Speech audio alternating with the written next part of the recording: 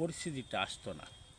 যে কারণ একটা যে স্বার্থলোভী রাজনীতিবিদগুলোই আজকে স্বার্থের জন্য দেশকে ধ্বংসের পথে নিয়ে যাচ্ছে। এই পথ থেকে আমাদের বেরিয়ে আসতে হবে। এখনও সুযোগ আছে, যেহেতু নির্বাচন হয় নাই। এখানে সবাই যে দলগুলো এখন রয়েছে এই দলগুলোকে নিয়ে যদি একটা সুন্দরভাবে নির্বাচন দিয়ে একটা সরকার গঠন করা, এমন সরকার যাতে দুর্নীতির সুযোগ যাতে না পায়। যেমন আওয়ামী লীগ যেভাবে লাঞ্ছিত হয়েছে, এমন কোনো কাজ করবেন না বাংলাদেশের জনগণ আপনাদেরকে লাঞ্ছিত করে। এই লাঞ্ছিত থেকে বেরিয়ে আসতে হবে। যাতে লাঞ্ছিত কেন ভাই, এই দুনিয়াতে কিন্তু আমরা ক্ষণস্থায়ী দুনিয়াতে আসছি। এমন একটা জিনিস দুনিয়া বাংলাদেশ থেকে বাংলাদেশে রাখবো যাতে আমার জন্য সম্মান বয়ে আনে, লাঞ্ছিত নয়। কারণ কয়দিনের দুনিয়া, আমি যদি আমার প্রতিবেশী সুখে থাকলে আমিও সুখে থাকতে পারবো। এই একটা মনোভাব নিয়ে আমাদেরকে এগিয়ে আসতে হবে। হিংসা প্রতিহিংসা এখান থেকে বেরিয়ে আসতে হবে। আমরা সকলেই যারা আমার বাংলাদেশে জন্ম করেছি, আমরা তারাই বাংলাদেশি লোক, তারা বাংলাদেশে বুকে ধারণ করে। কিন্তু কিছু ক্ষেত্রে আমরা রাজনীতিবিদরাকে একটা সুবিধা নেওয়ার জন্য বা সুবিধা দেওয়ার জন্য দেশকে ধ্বংসের দ্বারপ্রান্তে করে দিচ্ছে। এই দেখা যায় বিমানবন্দর অমুক তমুক বড় বড় কারখানাতে আগুন দেওয়া হচ্ছে। এটা কি কারণে? এটা আমরা উদ্ঘাটন করতেছি না, কারণ যে একজনকে সুবিধা দিচ্ছে, একজনকে বাঁচানোর জন্য এই বাংলাদেশের জনগণকে মানে বলা যায় যে ধ্বংস করে দিচ্ছে, অর্থনীতিকে ধ্বংস করতেছে। এই অর্থনীতি থেকে এগুলো ধ্বংস করলে আমাদের জনগণ কিন্তু অদৃষ্ট হয়ে যাবে, নিরুপায় হয়ে যাবে। তখন কিন্তু সন্ত্রাস দুর্নীতি বেশি হয়ে যাবে। এখান থেকে বেরিয়ে আসতে হবে।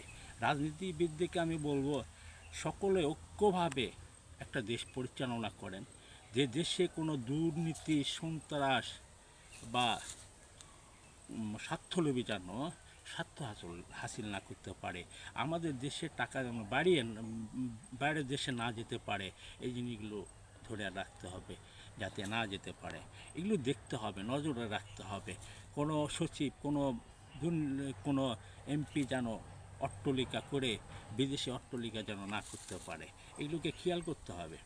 তাহলে আমরা দেশপ্রেমিক হতে পারবো।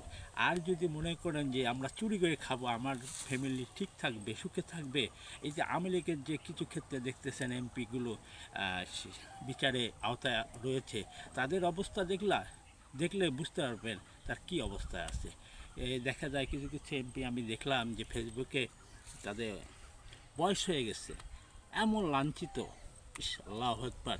এই জিনিসগুলো থেকে বেরিয়ে আসতে হবে। এমন একটা সুন্দর দেশ করতে হবে যাতে আমাদেরকে দেখে অন্যান্য দেশগুলো ফলো করবে।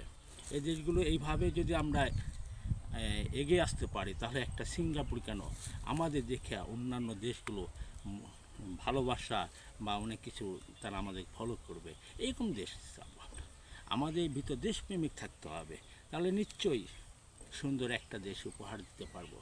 তে আমি যারা এখন বাংলাদেশে যারা রাজনীতিবিদরা রয়েছে এবং বাংলাদেশে অনেক ভালো ভালো মানুষ রয়েছে, অনেক ব্যক্তিত্ব রয়েছে, আমি আশা করব সকলে মিলে ঐক্য করে দেশকে ভালো বুকে ধারণ করে, দেশের ভালোবাসা ধারণ করে দেশের রাজনীতি পরিচালনা করুন এবং রাজনীতি করুন।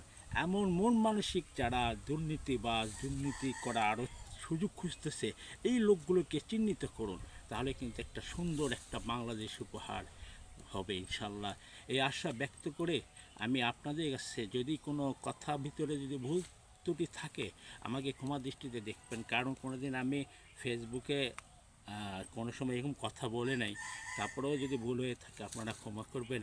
সুন্দর একটা দেশ হোক, এই আশায় ব্যক্ত করে আমি এখানে শেষ করছি। আসসালামু আলাইকুম।